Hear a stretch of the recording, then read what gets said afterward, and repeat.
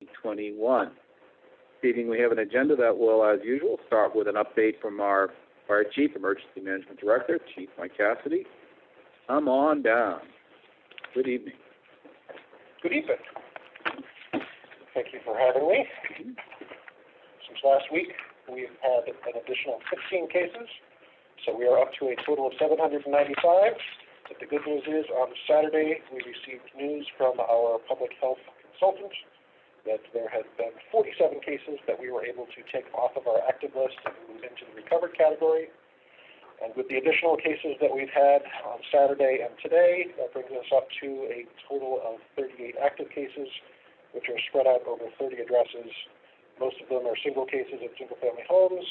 We still have a couple clusters at single-family homes, and we're down to just one single case at a multi-family dwelling. Can you go back to that before we move on there? That's 797. So 751 recovered, 8 fatalities, and 38 active cases. Is 797, but we have 795 total. Let me double check my numbers. I suspect that the correct number is 7. Let me double check for you. Okay. Yes. Thank you. This went through multiple iterations. I got a couple updates today, so Gotcha. One data line may not have been updated when the other one was. Awesome. So Okay. I will confirm for you to make sure that we put the correct information out. Thank you. Which is actually published on our website, which says 797. So Okay. 797 is correct, but it's 15 additional cases. Got it. So, Thank you. good catch. I will correct that. So 1 new case on Tuesday, 4 new cases Wednesday, 5 new cases Saturday, and 5 new cases today. And those 47 cases that were cleared were the first time we had cases cleared since April 5th. So it took almost a month. And then again, looking at the graph, we continue to trend upwards, but until we reach a certain level of herd immunity, that's going to continue to happen. Most of the last weeks, we've been averaging 15, 17, right around there week to week. Looking at our positivity, we are still, again, ahead of the state, but we are 14 weeks in the yellow, and we continue to basically see around 1,500 tests per week of Holliston residents. In terms of the state map, we are down to 26 communities in the Commonwealth that are in the red category, which is down from 48 the previous week. Around us, most communities are yellow, Millis is green, and Sherburne is gray. Looking at our vaccinations, we're very pleased to report that 65% of our community is at least partially vaccinated, including 99% of the individuals 65 to 74, and statistically it's considered to be 101% of our 75 and older have had at least one shot. And then 41% of the community is fully vaccinated. Our efforts of... Can you go back real quick? Yes. While we're in the process here of asking questions on the fly. Sure. That first item, 0 to 19. Yes. The vaccination isn't really offered to a smaller subset of that, is it not? 18 and 19-year-olds for Moderna and Pfizer, and 16 and 17-year-olds for the, 18 and older for Moderna and J&J, and 16 and 17-year-olds for Pfizer. Shouldn't the range start at 16 years old? The state doesn't break it up that way. Okay. So, yeah, we're never going to get 100% of 0 to 19. But more importantly, I mean, if they're developing a vaccine for children 0 to 15, yeah. That's still not on that's not on the shelf right now. That's correct. Pfizer is seeking an EUA for 12 to 15-year-olds, which would spread it beyond the 16, 17-year-olds right now, but there is no expectation in the near future that there will be something available for under 12. All right. So notwithstanding the CDC's guideline, residents looking at this should expect that's really 16 to 19. That's what it means. Who are eligible, correct. Yes, but the 0 to 19 number, off of which we're basing total population, is the entire cohort of 0 to 19 years. Yes. So we should never be at 100% of that number. Can't get there without something different happening. Correct. Gotcha. Yes. Excellent point. In terms of our regional collaborative, due to some commitments that the hotel had this week, the times have changed a little bit for our regional vaccination site this Wednesday, Thursday, and Friday. Instead of 9 to 2, it will be 9 to 3:45 because they have to spread it out over a longer period of time due to a smaller observation area that they're using. And you can link directly to their appointment calendar with the link that is shown on the screen. And we are very pleased that based on an allocation from the Commonwealth in addition to the Moderna appointments for Wednesday, Thursday, and Friday, we also have an allocation of close to 1,200 doses of Pfizer coming for a clinic on Saturday, which is for those 16 and 17-year-olds in the collaborative communities, because we're really trying to target as many school-age students as would be eligible based on age. The governor did hold a press conference today indicating that he is planning on phasing out 4 of the 7 mass vaccination sites, most likely by the end of June. And those would include Gillette, Heinz Convention Center, Doubletree in Danvers, and the Natick Mall. So the 2 closest mass vac sites to us, Gillette and Natick Mall, are expected to be closing by the end of June, which is why we continue to encourage folks, if you haven't signed up yet, please avail yourself of the Regional Collaborative in Westboro. We've had very good luck getting those shots administered in the last couple of weeks. We are far exceeding the 85% that we're required to get our next week's allocation, but we want to make sure that we make that available to as many individuals as possible. So with that, I'll take questions in the first part. Anything? My other question is that the vaccination rate, is it staying steady? Is it declining? Are you seeing any change in like how many people are being vaccinated week to week? In terms of our number of individuals, Yeah.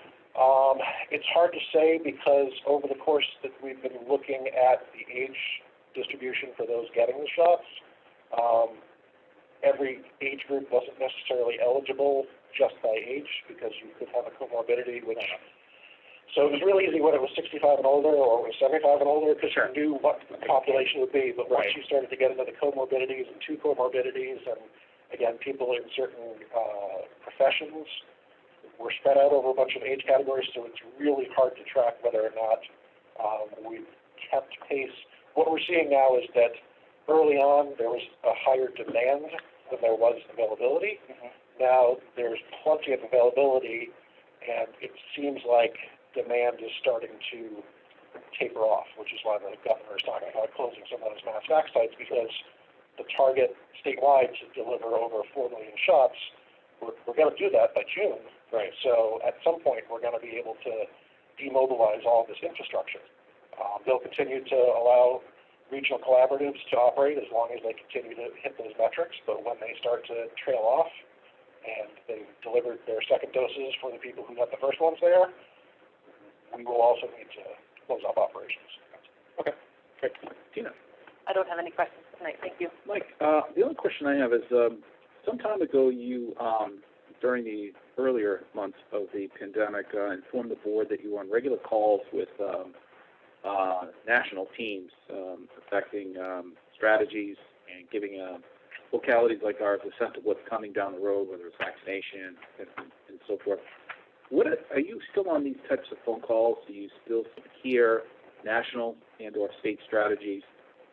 One of the questions I have is, as we move closer towards, greater vaccination for folks in the Commonwealth, is there any conversation about policies that would require people to have vaccinations in order to go to school, for example, or go to work or things like that? Do you hear anything about that policy kind of emerging?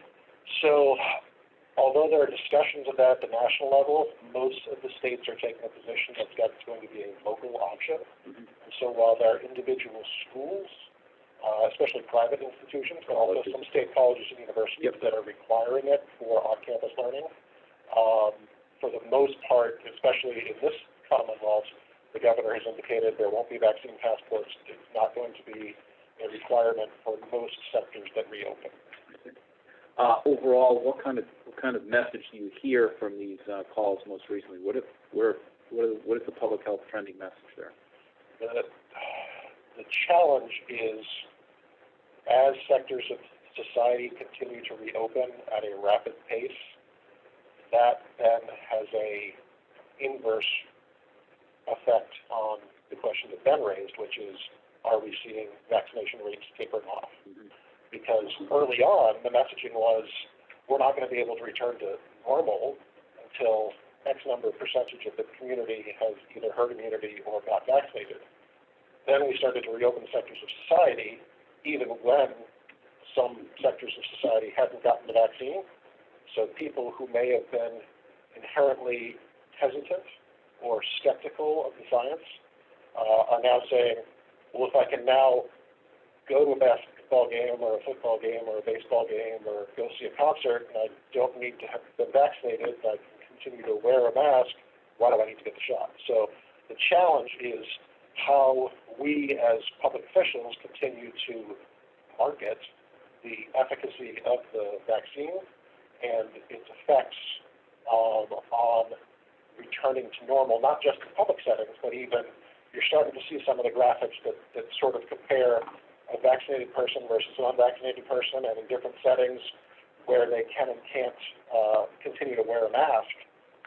So, you know, even last week the governor loosened the outdoor mask regulations in the Commonwealth, and you know, media splashes that, you know, mask order is relaxed. Well, it is, but it isn't, because in a lot of settings, you're still going to need to wear it when you're outdoors if you can't keep your distance or if you're at an event. So, or if you're not vaccinated. Correct. And that brings to light my point was the messaging it seems to now be along the lines of promoting vaccination, the safe vaccination of it all. We talked, I think it was last fall, about creating a strategic messaging service of our own. You have several platforms that you use. Are you pushing these public health messages through the same portals? Yes. Is that part of your strategy? We continue to push out updating it, and now you're promoting vaccination. Yeah, and again, Trust the Vax, which is an initiative of the Commonwealth. Get the Vax, get the Vax. Trust the Vax, get the Vax. And continuing to remind people about proper mask usage. And really it's about pandemic fatigue as well, because we know that people are tired, and we need to remind them of the need to continue certain mitigation steps, even though other things are reopening. Very good. Thanks, Chief. Let me ask if anyone on the Zoom call has questions for Chief Cassidy relative to the coronavirus community update. Hearing none, Chief will dive into the CARES Act programmatic update. This should be brief. It should be brief. We only had 6 additional expenses posted to Munis since last week, which was about $2,000 of expenses, most of which fall in the categories of PPE, social distancing measures, and hiring and training. So when you look at it in just a line chart, or when you look at the pie chart, that's the distribution of where we've been spending the money and what we've spent to date. And then that's pretty much it. Any questions on that then? Nope. Yeah. Good. I was just going to make a point at the end that you pointed out that we will add ARPA information hopefully for the next meeting after town meeting, which will be May 17th. This agenda item will just say CARES Act programmatic update / hopefully an ARPA update with information that we'll have received at that point. So. That's okay. Can you just give an update on the signage and communications line? Yes.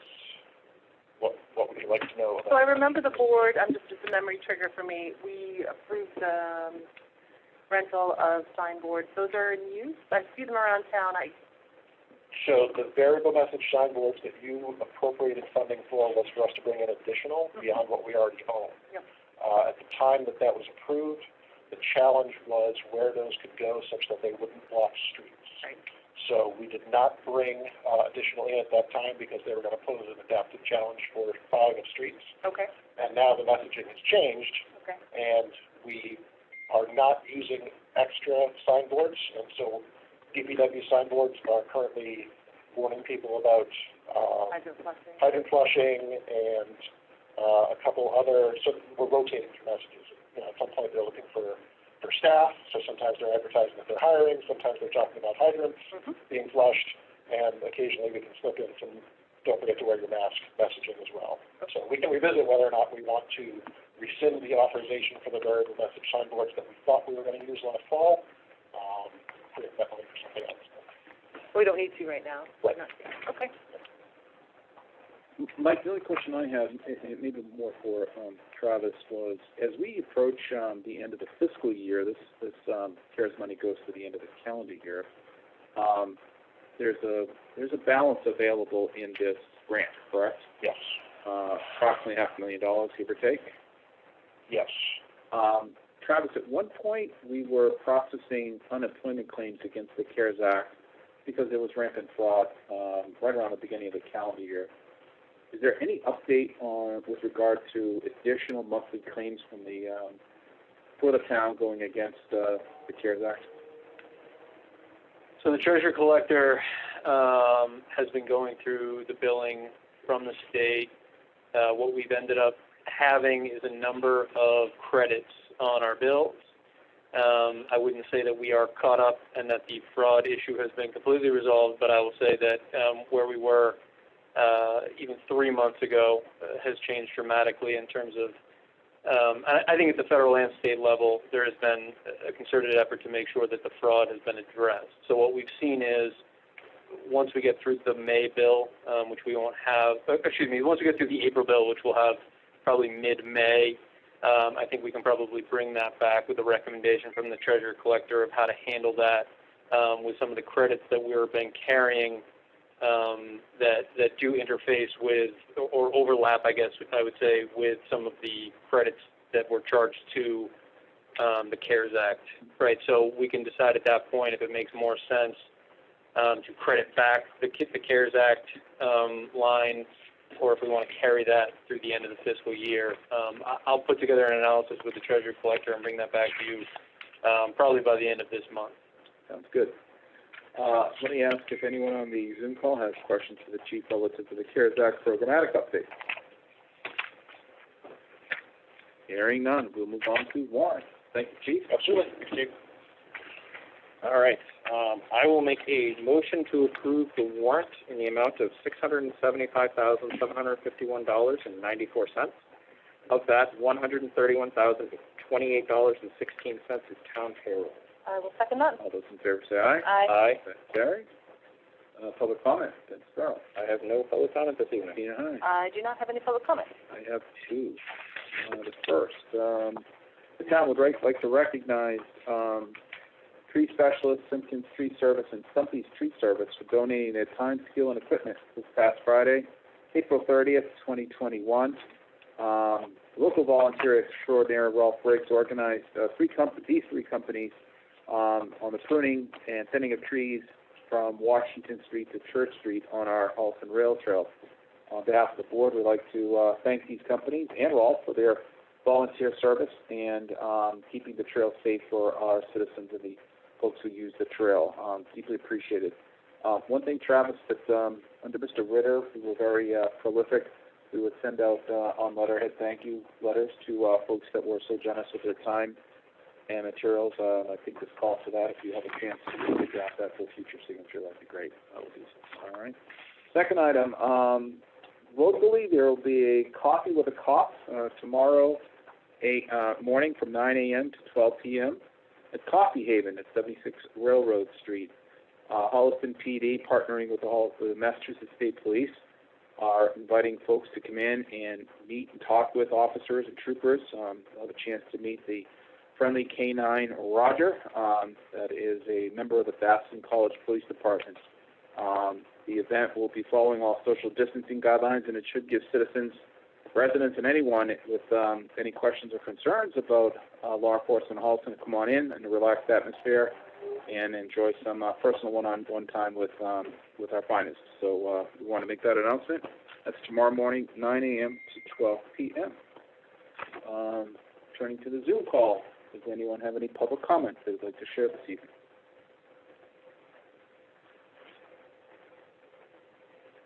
Hearing none, let us move on to comments from Town Administrator.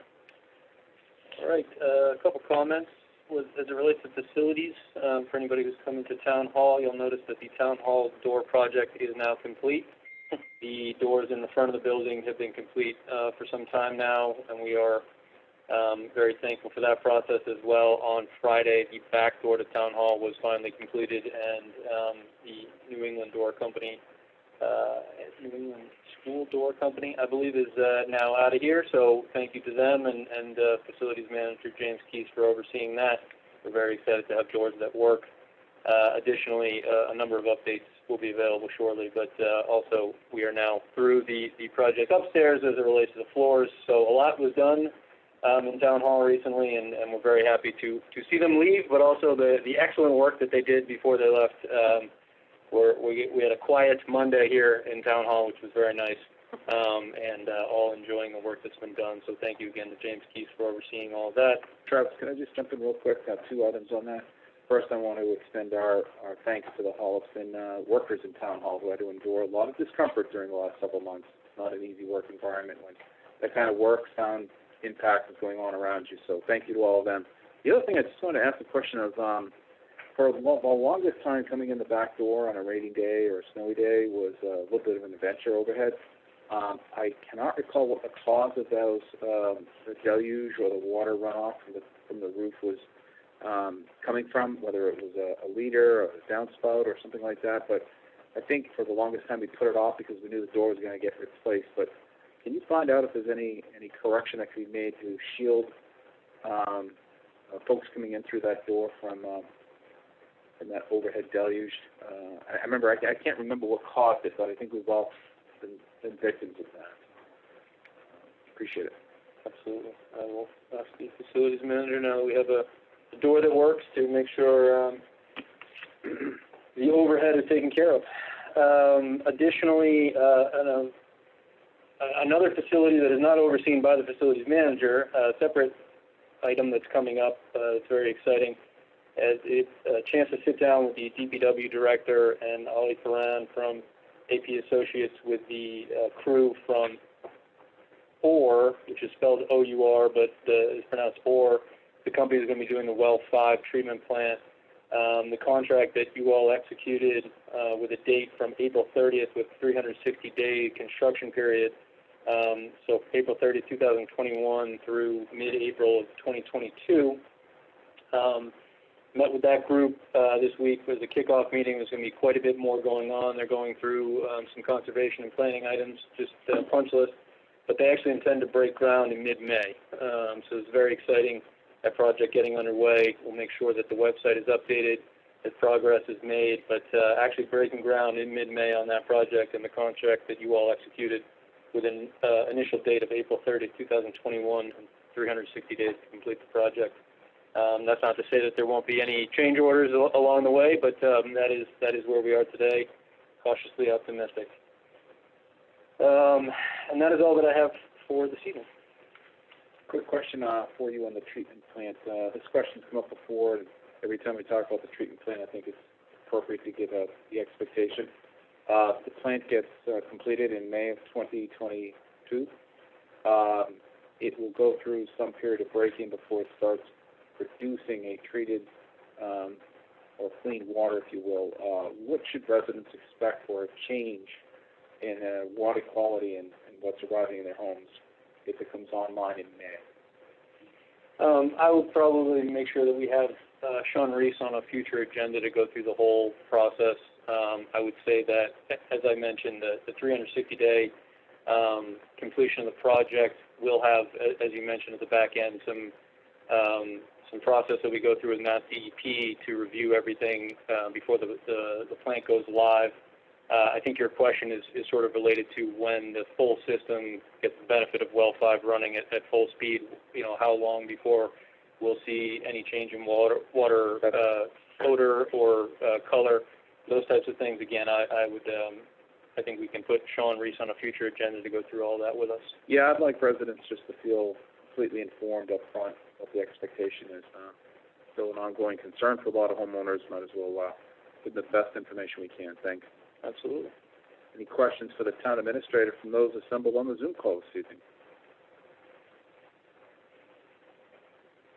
Hearing none, we'll move on to mosquito spraying opt-out discussion, 2021 to 2022.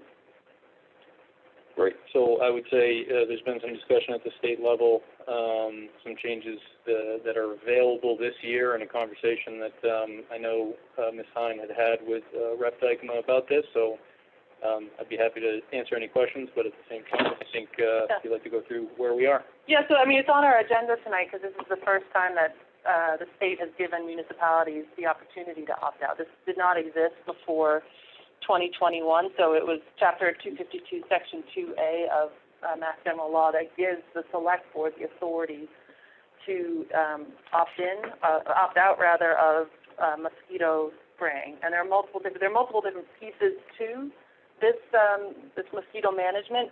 Aerial spraying is one, but there are others. And a municipality can choose what they would opt out of if they were to make that choice. And you have to be specific. Are you going to opt out of aerial or all mosquito control activities? So I confirmed with the Executive Office of Energy and Environmental Affairs, and yes, Holliston is in a position where we could make this decision to opt out. Following that, I talked to our sustainability coordinator, Matt Zedek, and had a brief conversation with Scott Moles, our health agent, and I believe Matt Zedek had a conversation with our conservation agent, Ryan Clapp. So we find ourselves in a position where there's some interest here within Town Hall, I would say, to opt out. However, our health agent would not make that recommendation. He has concerns about the population of horses in the community. So his recommendation was to stay in the program. The other piece to this is you have to develop an alternative plan. If you're going to opt out, you won't be considered for opting out without that plan suggested and described as you submit your application. So we have a short runway because the deadline is May 15th.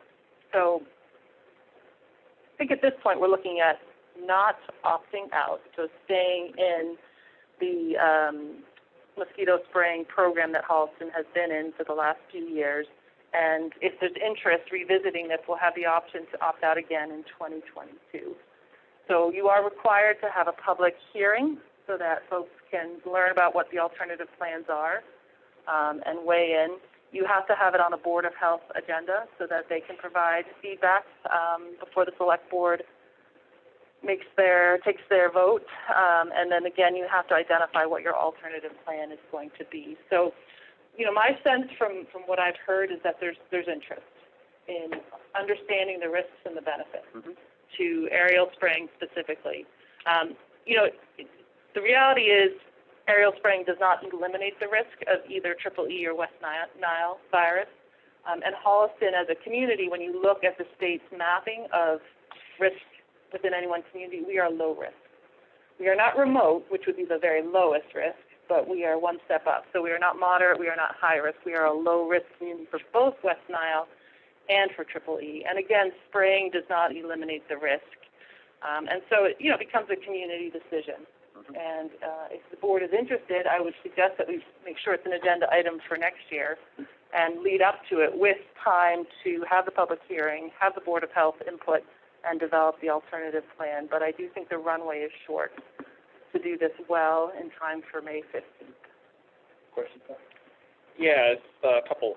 So the first I have is that opting out, would that be something that would have to be done annually, or do you opt out once and you're out of the program? It's each year. So this is a bridge opportunity as well. So the state is creating a task force to investigate all manner of benefits and risks to aerial spraying and mosquito control in general.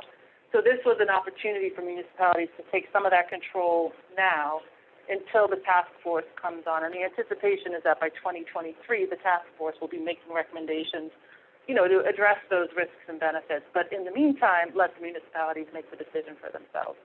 So you opt out for 2021, and then you opt out again for 2022.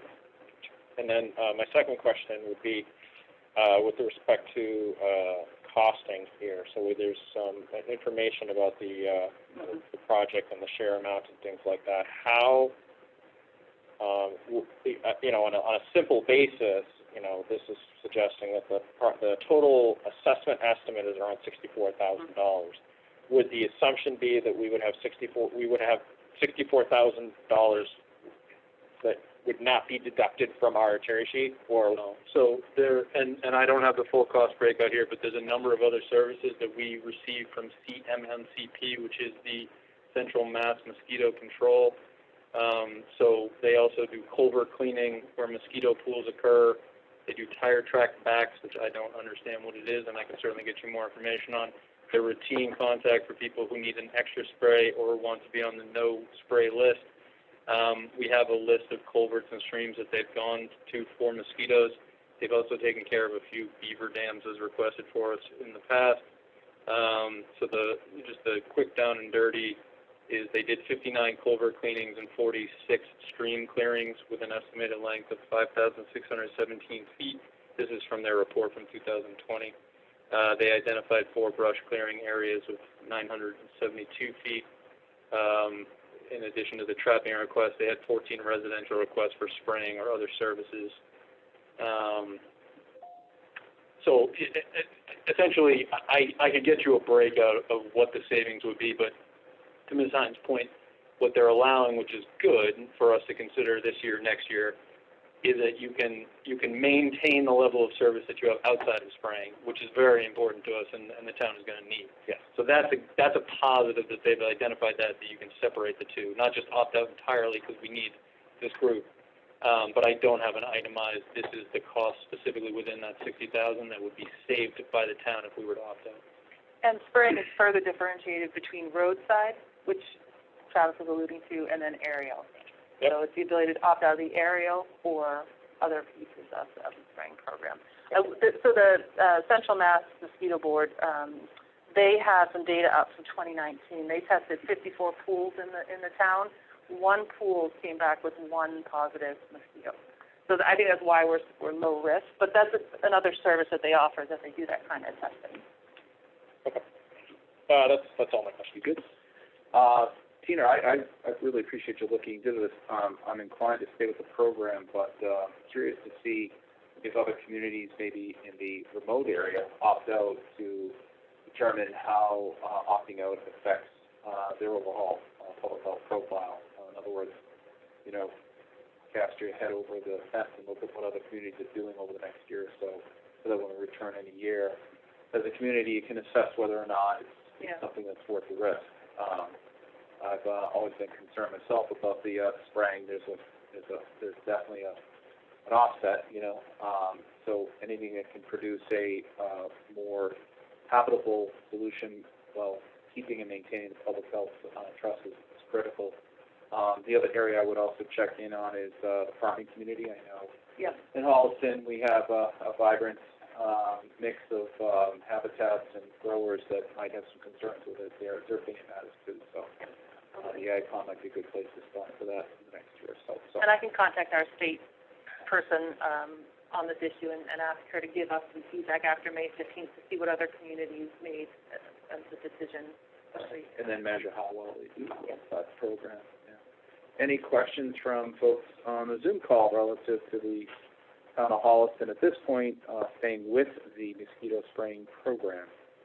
Tire take-backs is apparently that is they call it, or people leaving tires that fill up with Hearing none. Do we need a vote at this point, or are we just in a position to continue with the program? What it is? Okay, great. I will make sure that we have enough lead time and we can bring some people in as we lead into next year. And as the chair mentioned, have the ability now to look at who does potentially opt out and use some test cases. Sounds good. All right, moving on our agenda, we'll move on to the approval of the town's annual report. Mr. O'Hearn. Yes, so the annual report is ready to go. This is going to be made available at town meeting as it is every year. I'm simply asking the select board, which I've provided to you, the draft was done up. Thank you to Donna Muzzy in my office. Thank you to Chris Mayo for the support in getting that document done. It is a large document, but it does contain some information that people like to track it year after year. And that document is ready to go with your approval this evening. Any concerns on this document? And a motion to approve the annual report, or sure. Is it on the calendar? What is the title? Is it the 2020 annual report? It is actually, in other towns that I've worked in, it's on a calendar year basis. Here it is a fiscal year basis. So we're going to call it the fiscal year 21 annual report? Fiscal year 2020. It ends June 30th, 2020. Which I believe is in my motion. I'll put it, yeah. I will move to accept the FY 2020 annual report as presented and make copies of the report available at the check-in tables at annual town meeting on May 10th. I'll second that motion. With a comment, in addition to the availability at the table at town meeting, it will be on our website, is that correct? It will be put on the website. All those in favor say aye. Aye. Aye, that carries. Okay, trust, now that you've caught your breath, we'll move on to the FY 22 budget and revenue discussion. Any updates here?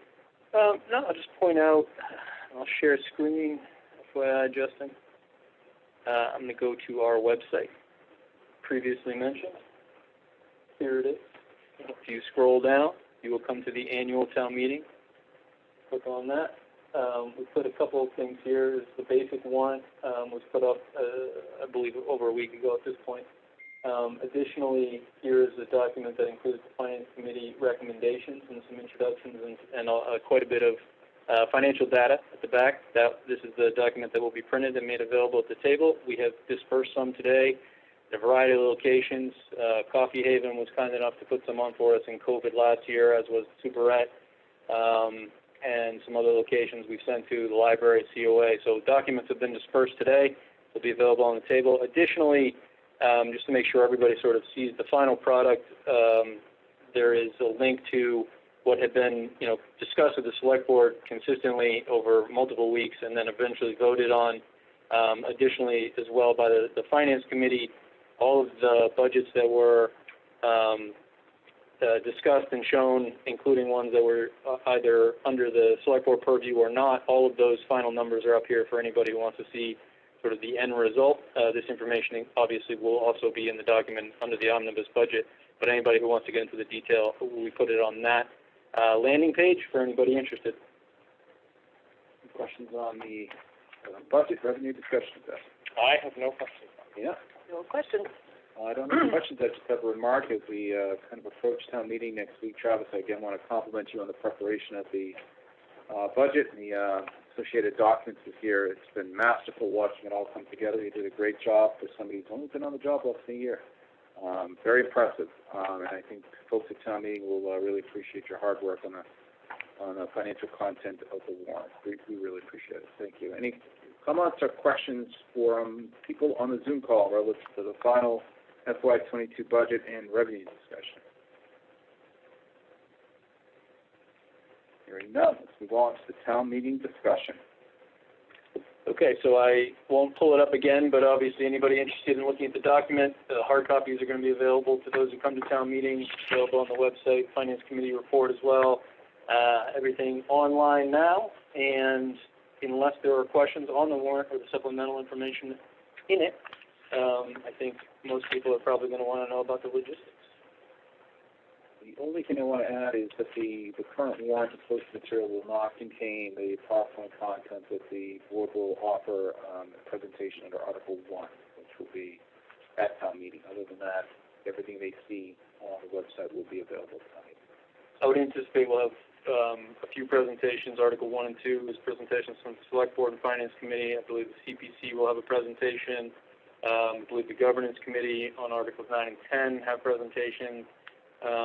There's some citizens petitions that have, there's going to be some presentations, and we will make the presentation when the Select Board is ready. We'll print out some copies for anybody who wants to have a copy of it. All right, let's move on to the logistics discussion. I guess that means it's the encore visit. Chief Mike Cassidy wearing a new hat here. Town meeting coordinator. Thank you, yes. And to be clear, although I may be the coordinator, this truly takes a village to get the town meeting to be able to take place safely. So we had a very productive meeting with the town clerk, with the technology director, with the facilities manager, representatives of the school, HCAP last week, to talk about what town meeting will look like starting next Monday evening. So for anyone who attended last December, it will look very similar. Folks will enter through the front doors of the Holliston High School, located at 370 Hollis Street. There will be stanchions, which will direct them to walk down the right side of the main hallway, where they will get to a table with checkers from the clerk's office. And there will be two checkers that will be checking individuals in.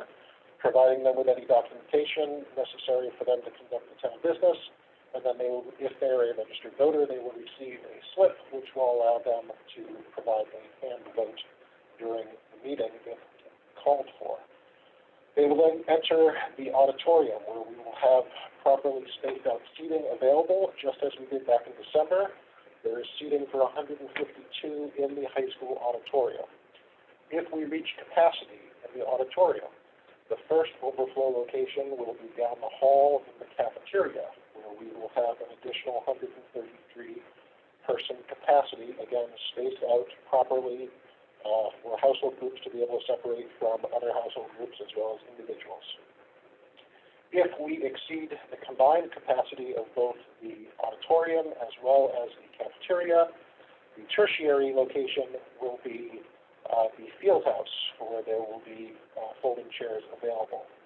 Anyone who is a non-registered voter will be able to watch the proceedings from the library, but the individuals in the auditorium, as well as those in the cafeteria, as well as those in the field house, would be able to participate real-time using technology. So if you are in the caf and you wish to be heard on an article, you would not need to walk down the hallway and stand in the aisle entering the auditorium. You would be able to speak from the remote location. So the town clerk will have sufficient counters in each of the rooms. She will have assistant moderators in each of the rooms to keep the flow and the focus on the meeting at hand, and just cannot express my thanks enough to the schools, to make the technology, to make the facility, our technology, our facilities, HCAT, for everything that needs to be done to make sure that this is a smooth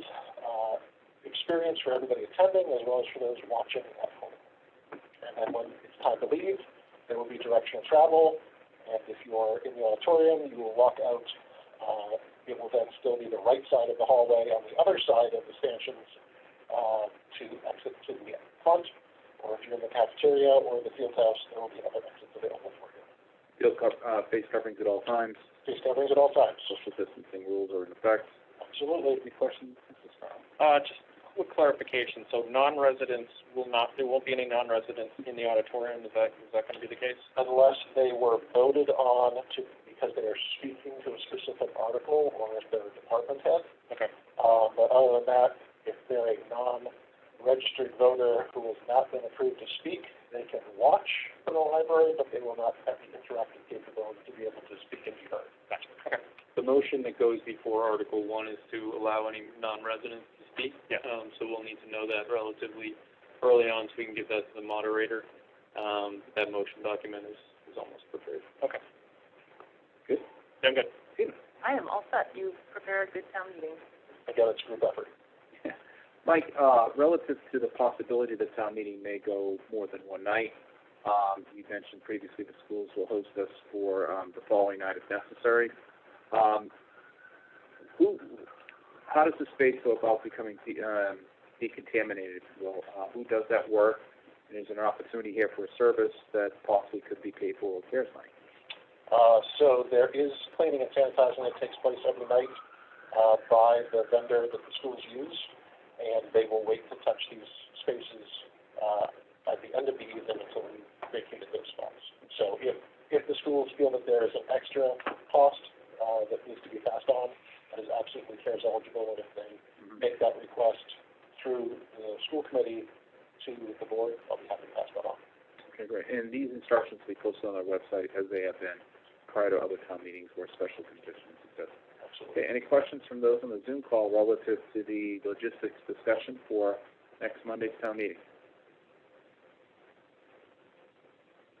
Hearing none. I would just also want to point out that just as during his presentation, the town administrator made sure to draw people's attention to the website and to the content of the warrant and what's on the warrant.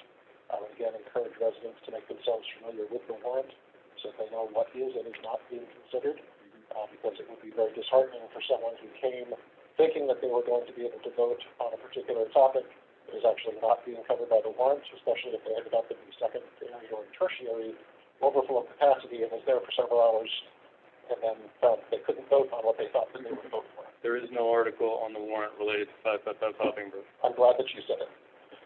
Just want to be clear about what people can and cannot vote on. We are getting some people who continue to indicate that. So, no, I think it's important, right? There are a lot of good things on this warrant. That is not something that a resident can vote on. That is under the purview of the special permit granting authority, the planning board, which is still has an open public hearing. Thank you. Any other questions, Ben, related to town meeting preparation? No. Yeah. All set. Mike, the only thing I wanted to weigh in on was, have you had a chance to speak with the town moderator about sort of the speaking terms? In past town meetings, the moderator has encouraged people to embrace brevity in the spirit of trying to get the work done. Has Bill weighed in on that at all?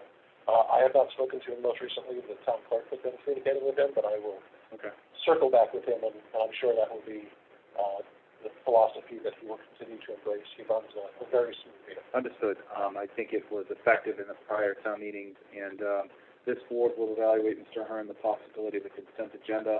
We'll pick that up in the library next Monday evening prior to town meeting, right? It's on our agenda. Yes. Okay, great. Any other questions from the Zoom for Mike before we let him go? Might be the last time. There's something else in here, but seeing none. Let's move on. That's Farrell Show. Oh, boy. Board business. We have something here for the Tri-State Trek. Is this you, Ben, or is this you, Travis? I can sort of give you the background on it. It is in the packet. Yep. The ALS TDI Tri-State Trek would like to utilize our roads on June 26th, 2021 for the purpose of a charity bicycle ride benefiting the ALS Therapy Development Institute, and the backup as necessary has been provided to you by the Chief of Police, so you would be making a motion to approve the request. Any questions on that, Ben? No, I think my only comment would be, of course, that, any COVID-related social distancing, mask wearing, or other protocols for participants or Subject to all applicable public health. yeah, that would have to be. You're on my mind. And you'll notice in the chief's letter, it indicates where we are with the state of emergency, and that the individuals should be monitoring that as they approach the event. So I will make a motion. One second. You also have any questions? I have no questions. Go ahead, sorry. No, that's no worries. Alice Green. Go. Okay. I will make a motion to approve the ALS TDI Tri-State Trek, the ability to use Holliston roadways on Saturday, June 26th, 2021, pending any COVID-related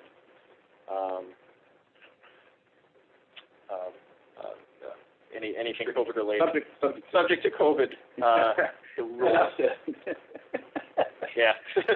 That's the motion. You have a second? Yeah, I'll second that. All those in favor say aye. Aye. Okay, very good. They don't train you on how to make motions when you become clerk. No. All right. How about meeting minutes, then? They do Oh, I that? think I can handle that one. All right. I will make a motion to approve the meeting minutes of April 12th, 2021. I will second that. All those in favor say aye. Aye. That So carries. this is we might need some questions. Yeah, this one's a This deep is dive. a doozy here. Yes. Okay. I will make a motion. Let me bring it up so I can make sure I get all the details here. A motion to approve a $70 donation to the fire department gift account from a South Street resident, and it is an unrestricted gift. The very best kind. So I will make a motion to approve this, to accept this gift on behalf of the fire department, and I will offer my gratitude for the donation. I will second that. All those in favor say aye. Aye. Aye. Carries. Thank you to the donor. Next, Pride Month. Yeah, so we've had a couple requests, and I believe that last year was the first year the Pride flag was flown on Town Hall, and that was done over the course of a weekend. The request that we've received is for the month of June, which is also known as Pride Month. and that we would essentially do the same as last year, but for the month rather than over the course of a weekend. And the staff would put it in the same location as last year and provide a motion to the clerk, but obviously any discussion or questions. Any questions on this end? Yeah, I have one question. I approve of this. I think this is a great thing, and I think we should have this. I guess my question is, I personally feel this isn't something we should be voting on every year. I personally feel this is something that we should just be sort of making a comment that, by the way, in June we will be doing this every year. I don't think this is something we should be voting on every year. And I don't know if it's logistically feasible to do something like that, although I don't also would have to be subject to others on the board approving of it. But I mean, we reauthorize essentially pretty much every major holiday on an annual basis. Yeah, I would it's a great use of our in favor time. of removing repetitive votes, but at this point, I see it sort of as all of those other votes that we do on an annual basis. Is just to authorize us to have this for the month of June. Okay. If we can, I can certainly discuss with council how that vote would be binding for future years, rather than simply having it added to my staff's calendar to add to your agendas on an annual basis. Well, I think it's sort of like, you know, I get not to get off of this particular subject, but I think that might be something we want to look at for quite a few of our votes, if there's ways that we can find to make things a little more binding, so we're not trying to do some of these administrative tasks all the time. I think but that's a deeper, longer philosophical conversation. But yes, I approve of this. I think this is great, and I think we should. Tina, any comments?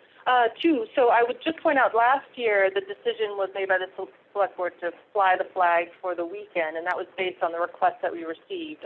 Things evolved, so you know, the first time we're doing something, and here we are a year later with a more evolved discussion about it, which I think is a good thing. So last year it was the weekend because that was the request that we received, and then you know the community outpouring of support was tremendous, and the need to fly the flag as a sign of unity and inclusion in Holliston, you know, became even more apparent as we headed into this year. And so the request is now very clearly for the entire month of June to again demonstrate that Holliston is inclusive and we welcome all. And so I'm with Ben on how do we make this a permanent standing item. So I'm hearing you say, Travis, that we can have it as a standing agenda item as we do other celebrations and events in the town. But do I also hear you saying that you'll request of legal counsel an opinion on a different approach to revisit this in future years? I can certainly ask town council. My concern is it a decision that's binding into future years. I'm not sure that that's really a vote that the select board can take, but I have no problem asking him the question, and at the very least, just putting it on the calendar of items that we bring back on an annual basis, whether it be Memorial Day celebrations or any of the other celebrations that we put forward on an annual basis, to just have it on our calendar. Or if there's something logistical we can do. But yeah, I can certainly go to town council on that. Yep. You good? Yeah. All right. Yeah. Sorry, can I just point out one last thing? The schools also have, will be having the flag in a number of locations. I would point anybody who has questions on the school to the superintendent's office, though, but they don't have their entire plan. I know that sort of each of the principals have been involved, and the superintendent was running point on that. And additionally, I believe the Parks Department has taken a vote to display the flag in a particular park. And again, I can follow up with you on their exact plan. But this is a vote specific to Town Hall, obviously. Understood. Any thoughts from folks assembled on the Zoom call this evening? Public comment on this now. Take a vote. Yes, thank you. Can you hear me? Yes, if you could identify yourself and your address, please. Yes, my name is Barbara Fritz Warby. I'm at 83 Rolling Meadow Drive. I want to make sure that I understand what was concluded, because this is my first meeting for the select board. So help me understand, what did you decide? We haven't made a decision yet. We're still in the discussion phase, but we're about to take a vote to allow the pride flag to be flown from Town Hall during the month of June. Okay. And we're going to ask our, I'm sorry, Barbara, and we're going to also ask our town administrator to look at some kind of perpetual arrangement for this type of decision to be in place in coming years, whether or not that's binding and legal. So he's going to look at that. That's a separate action, though. Go ahead. Okay, I see. Okay. I did write a statement, so I would like to share that, if that's okay. It's a few, probably take me 2 or 3 minutes. Is that okay to share? Sounds good to me. Okay. So, I'm here tonight because, I'm a member of the LGBTQ community, identify as a queer and bisexual woman. And I also work in, private practice as a psychologist in town. One of my specialties is the LGBTQ community. I'm also representing Diverse Holliston and Holly Pride. Holly Pride is the Holliston Pride Planning Committee. So what I want to say about the pride flag is that it's a symbol of inclusivity. It's inclusive of all genders and sexualities, and displaying it symbolizes a commitment to not only the acknowledgement of our Holliston LGBTQ residents of all ages, but solidarity and celebration. It says, we see you and you matter to us. We continue to be at some of the most at-risk populations for depression and anxiety, including extremely high rates of attempted suicide among transgender youth, particularly those who are not supported in their gender. And even having just one person support them, those suicide rates drop dramatically. So I think a pride flag at Town Hall for Pride Month perpetually would mean something to those kids. So although we've won some important legal battles over the past couple decades, or the past decade rather, our rights continue to be threatened. In 2018, Massachusetts had to vote to uphold the law protecting transgender people's rights to public spaces that were gender congruent.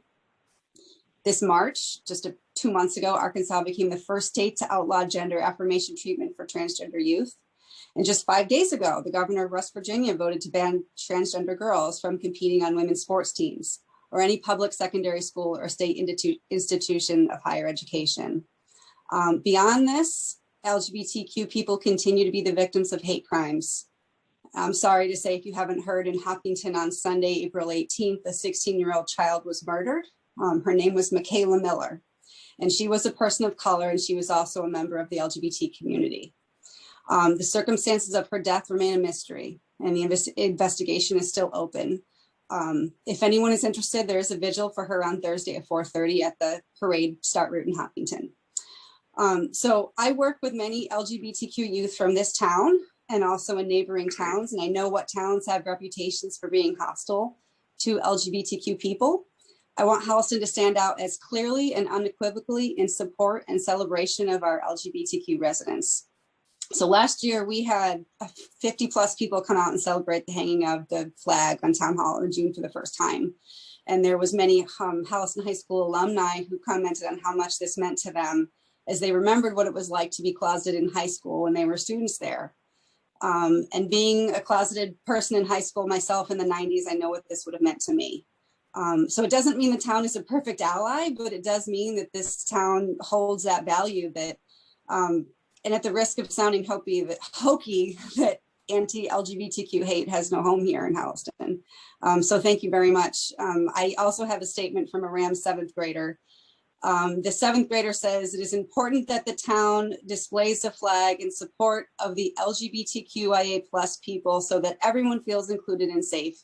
It's vital that the LGBTQIA+ people in Holliston know that they are supported and not discriminated against. I would personally feel much happier if the flag was displayed. Thank you so much to Diverse Holliston for at the very least considering this. Thank you for hearing my comments. Thank you very much. Thank you, Barbara. Any other public comments on the matter involving the pride flag? All right, hearing none. Let's move on. Do we need a vote here, Travis?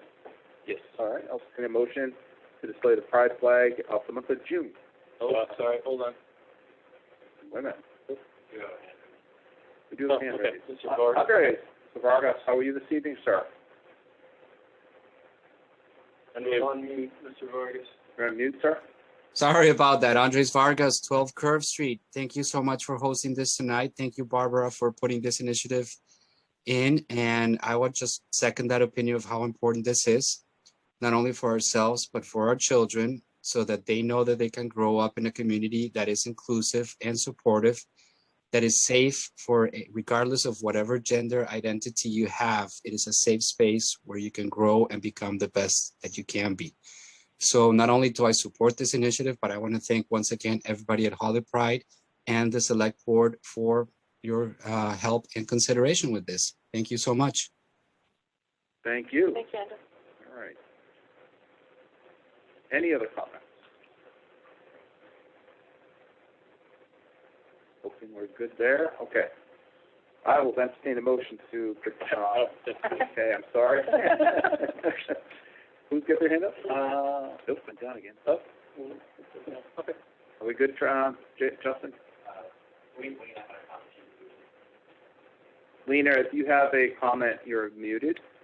If you'd like to be recognized, just Let me raise your hand. unmute myself. I'm sorry, I was running, but I also think displaying the flag is a great opportunity for conversation. As Barb stated, the incidents against the LGBTQ community are increasing, and we are seeing in the data. And it is important that we create an inclusive, supportive environment for our new generations. As a parent of an 8-year-old, I think an opportunity like this, just a symbol that it created unity and spark conversations and support, it will be a great opportunity to bring a bridge with other communities and to be more strong here in Massachusetts. Thank you. All right, thank you, Lena. Her name and address. Yes, Lena, if you could just give us your address, please. Yes, of course. My address is 12 Curve Street. Yeah. Last name? Your Last name Giraldo, Giraldo. Got it. Okay, thank you. Any other comments? I'm sorry I was a little quick there, but Thank you so much for hearing me out. My pleasure. Our pleasure. Any other comments? Please put your hand up if you want to be recognized. We're good, Justin? All right. Getting that sign again. So we'll now move on to a motion to fly the pride flag at Town Hall for the month of June. I will move to authorize the display of the pride flag on Town Hall for the month of June, also known as Pride Month. I will second that motion. All those in favor say aye. Aye. That carries. Verizon easement, Mr. Sparrow. Okay. Yes, or is it? Do you want me to make the motion, or do you want to? I can offer any, how about you make the motion, I can add anything in discussion if you need to. Sounds good. I'll move to authorize the town administrator to execute easements with Verizon for 784 Central Street to service the future building at well number 5. I will second that motion. Is there anything you want to add in terms of detail what that means, Travis? Nope, once that building goes in, we're going to need to hook it up for alarm systems and whatnot, and Verizon is getting ready to do that work. All those in favor say aye. Aye. Aye. That carries. Other business. Sparrow. No other business. Sign. I have no other business. I don't have one. If I could ask you to do a little bit of homework, spend some time since the town has heard any update on the solar project over Marshall Street. As we trend towards the town meeting, I think it would be helpful to understand what those milestones are. Last recollection I have, it's a little foggy. We were waiting for something at the end of March. You gave me an update, but we just need to sort of keep our eye on the project and what residents and folks around here can expect for a timeline. Yes, so just as a quick update, I have been working with Beth Greenblatt and council within MTC, is actually the M within MTC, so P is Talaman, M is Mead. Lisa Mead does this work for MTC, and we are looking to have the agreement signed, ready to go by the end of this month. The executable date would be essentially the third week in June as it relates to an adoption of a new law at the state level. The principal assessor would prefer that the agreement go in after the new law goes into effect rather than before. That was one of the last questions. And as you'll recall, there is a trigger when the lease document is signed that gets the town's aid, the first installment, and so we are quickly progressing to that. The other dates as it relates to having to wait on Eversource, we are still waiting for updates from Eversource, but all of those will probably be, could potentially delay when power generation starts at the site, but in terms of coming to the agreement with Soul Systems and the lease agreement, we are progressing to have that in place by the end of June. Pick up in with a question. There is Article 28. Does it relate to any decision moving forward on the landfill project? Article 28, sorry, not that you needed to memorize these. Change use regulation, Section 3, Section F, sponsored by the ZBA. Right, so what that actually does is not going to impact the town solar project. It would impact large solar projects that are not overseen by the town that would require that they go through a permit process with the planning board. Right now, there's a little bit of sort of ambiguity about the process that you would follow for a large-scale private solar project, and this would clarify that you go through the planning board for those. Okay, so there's no impact of any vote on Article 28 on solar systems? Not on solar systems, no. Okay, all right. Thank you. All right, do we have a motion on that? Did you read the motion? To accept the Verizon easement? We did that. Yeah. This was under other business that you... Oh, okay, sorry, I'm in a funk here, sorry. Solar's done, that's done. You're just looking to lengthen the meeting. Yeah, I only have one other comment to make, and that's to encourage folks to attend next Monday evening. Our annual town meeting will be held at the field house, the high school, 7 o'clock sharp. 7:30. We have a, what? I can't hear you. The auditorium. Okay. The auditorium. You Yes, go to the okay. field house, and Okay. you go to the auditorium, and people point you to the With the auditorium. finance committee.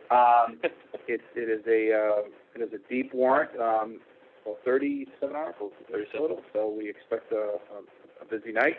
Hope folks can find the time to join us. At this point, any other comments from those assembled on the Zoom before we adjourn?